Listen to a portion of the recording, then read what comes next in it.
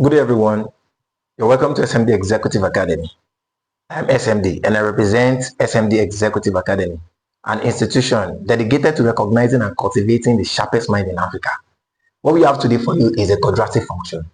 So we have a quadratic equation involving functions of x. I know definitely that we must have come across this kind of question before. So these are questions of quadratic functions having the power of fractions. So this time around, the quadratic equation is looking abnormal. It's not looking like the normal equation we know. So what do we do whenever quadratic equation is not looking like the normal equation we know? This is what we do. Now, the equation is having a variable of x, but the power is abnormal. So what we can do now, what we need to do now is to bring down the power of that x to the normal function of quadratic equation. So what we can do is that we can implant, or we can bring in another variable into this so as to represent the original form of the quadratic function. So how do we do that? Now, you know, we have x raised to the power of 2 over 3, x raised to the power of 1 over 3. So which means that in this x, we can find 1 over 3. Let's break it away first. So we can say that we were taught in indices that our x in this nature can be x raised to the power of 1 over 3 or raised to the power of 2. Indices specifically taught this. So we believe we must have understood that. Now plus, so this, because we are making it x raised to the power of 3 in brackets has to resemble this. That becomes 3x raised to the power of 1 over 3 minus 40 equals 0. So now in this equation, we have the variable of x raised to the power 3.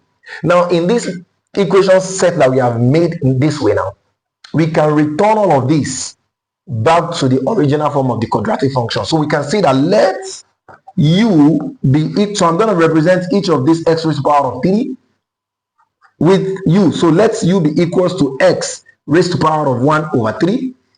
So in every places where I can find x to raised to the power of 1 over 3, I will replace it with u. So I will make it u raised to the power of 2. So all of this turns to u.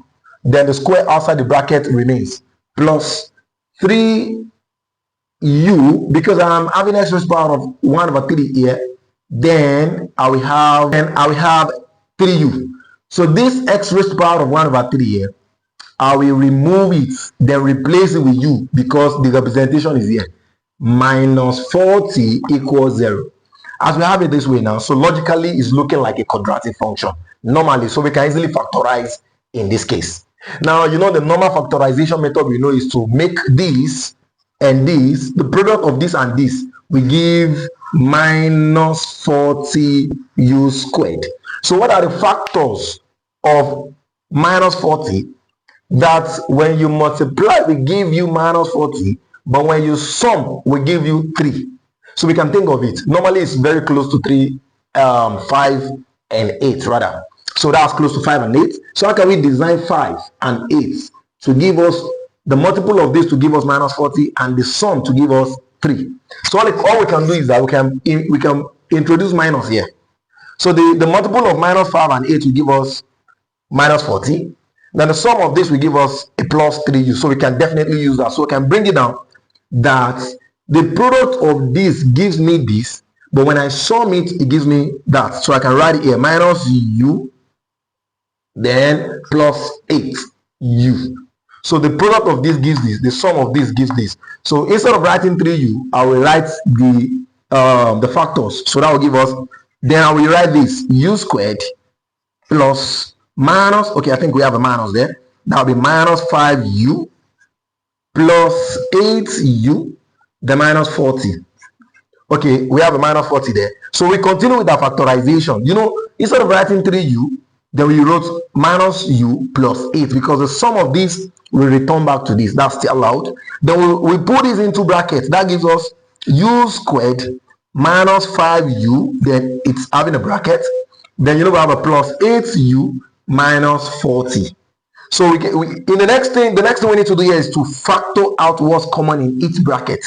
So in the first bracket we have a u squared minus 5u. Then in the second bracket we have 8 plus 8u minus 40. Okay, minus 40. Okay, that's perfect. So the next thing we need to do is that, okay, what's common there? What's common? What's common? So between this and this, what's common? We have a u. Since u is common, u in u squared gives us a u. U in minus 5u gives us a minus 5. We close the brackets. What's common between these? Definitely that will be plus 8. 8 is common. Then 8 in 8u, 8 cancels 8, remains u, minus 8 in 40, that's a 5. So logically, this and these are the same. Perfectly, it means we're on the line. So we're getting it at that time. At this point, we have u and plus u, plus 8. That's u plus 8 equals 0, or u minus 5 equals 0.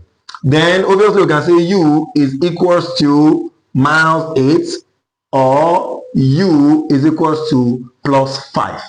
Now we're supposed to stop here, but we won't stop. Why? Because the original question did not ask us to find u.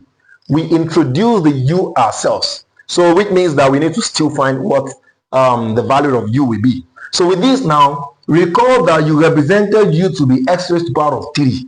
So you say recall that u was equals to u equals to x raised to the power of 1 over 3. So we can easily do the replacement now and say that replace u as x raised to the power of 1 over 3. That gives me x raised to the power 1 over 3 equals minus 8. So let's deal with this first before the other one. If I have it like this way, in order to eliminate this 1 over 3 as the power, this 1 over 3 simply means the cube root. So you bring the opposite of cube root, which is cube. So you raise both sides with power of cube, or we can say the power of raised to power 3, the power of 3. So we say x raised to power 1 over 3 all cube equals minus 8 all cube. So this logically cancels 1 over 3. Then we have x equals to, when we multiply this 3 times, that's going to give us minus 8 times minus 8, that's 64, plus 64. Then plus 64 times 8, that's going to give us minus 512. So for the first value of x, we have this. Or we go to the next one, which says that u minus 5 equals 0. So when u minus 5 equals 0, u minus 5, that's u equals to 5, okay. Then we can replace u as x raised to power 3. That gives us x raised to power 1 over 3 equals 5. Then when we find the cube of both sides, the cube of both sides is going to give us x raised to power 1 over 3 all cube equals to 5 raised to power 3. I think we're getting that right. Okay, then we proceed to say that x raised to power of, so when we cancel power 3 and 1 over 3, we have ordinary x equals to 5 raised to power of 3. So 5 raised to power of 3 will give us x equals to 125. Yeah, that's 5 times 5, that's 25. Then 25 times 5, that's 125. So at this point, we can say that the value of x will be equals to minus 512, or the value of x will be equals to 125. So this question is a kind of a tricky one that comes with a power of fractions. But in this system, we can treat it this way so as to make it simpler. So at this point, we got x equals minus 512 and x equals 125. Thanks for watching.